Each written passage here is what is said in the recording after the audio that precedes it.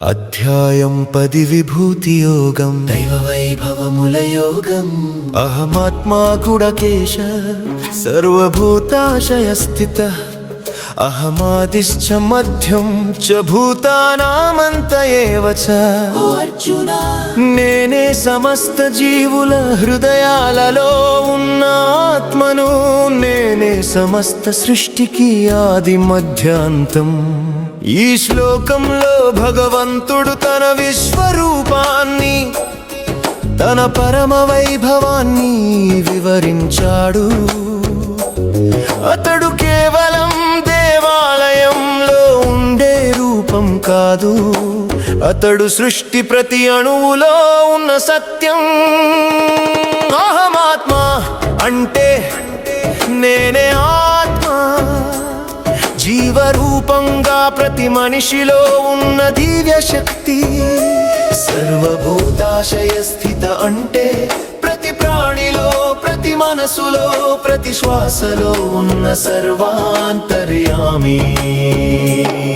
అంటే భగవంతుడు మనకు బయటనున్నవాడే కాదు, మనలో ఉన్న చైతన్యం, మన ఆలోచనల మూలం, మన ప్రాణానికి ప్రేరణ కూడా ఆయనే. ఈ బోధతో భగవంతుడు మనకు చెబుతున్నది, నన్ను బయట వెతకవద్దు, నీవు చూసే ప్రతి జీవిలో నేనే ఉన్నాను. ప్రస్తుత మానవుడు తెలుసుకోవలసిన పాఠం, నేటి మానవుడు దేవుడిని దేవాలయంలోనే వెతుకుతున్నాడు, కానీ ఆయన సృష్టిలోని ప్రతి రూపంలోనూ ఉన్నాడని మరచిపోయాడు. ఈ యోగం మనకు నేర్పేది భగవంతుడు మనలోని శ్వాసలో, మన హృదయంలో, మన కర్మలో ఉన్నాడు. అతడిని గౌరవించడం అంటే ప్రతి ప్రాణిని గౌరవించడం. నేటి కాలంలో మనిషి మనసు అహంకారంతో నిండిపోయింది. తన సాధన, ధనం, బలం, జ్ఞానం అన్నీ తనవే అనుకుంటున్నాడు. కానీ గీతా బోధ మనకు గుర్తు చేస్తుంది, ఆ శక్తులన్నీ భగవంతుని విభూతులు. మన బుద్ధి, మన ప్రతిభ, మన కరుణ, మన ధైర్యం ఇవన్నీ ఆయన నుంచే వస్తాయి.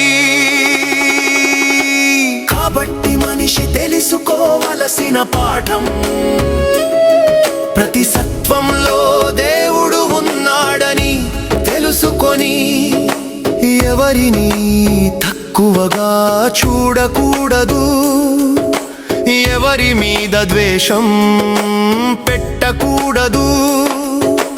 మనలోని ఆత్మను తెలుసుకోవడం అంటే దేవుణ్ణి తెలుసుకోవడం, ఎందుకంటే ఆత్మదైవ స్వరూపం. మనసును శుద్ధం చేస్తే భగవంతుడు అక్కడే ప్రత్యక్షమవుతాడు. ప్రస్తుత మానవుడికి నేర్పే సందేశం, దైవం మన చుట్టూ మాత్రమే కాదు, మనలోనూ ఉంది. ప్రతి జీవిని ప్రేమతో చూడగలిగితేనే మనం నిజమైన భక్తులు.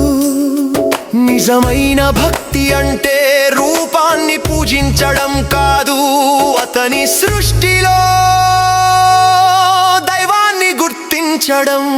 మనిషి ప్రతి క్షణం ఈ సత్యాన్ని గుర్తుంచుకోవాలి, నేను ఒంటరి వాడిని కాదు, నాలోనే దేవుడు ఉన్నాడు. ఇది తెలుసుకున్నప్పుడు భయము పోతుంది, అహంకారము కరిగిపోతుంది, జీవితం దేవుని అనుభూతిగా మారుతుంది. హరే కృష్ణ ప్రేమ స్వరాల గీతం, హరే రామ శాంతినిచ్చే మంత్రం. ఓం నమో భగవతే వాసుదేవాయ, నీ నామమే నా శ్వాస. ఓం నమో భగవతే వాసుదేవాయ, నీ నామమే మార్గం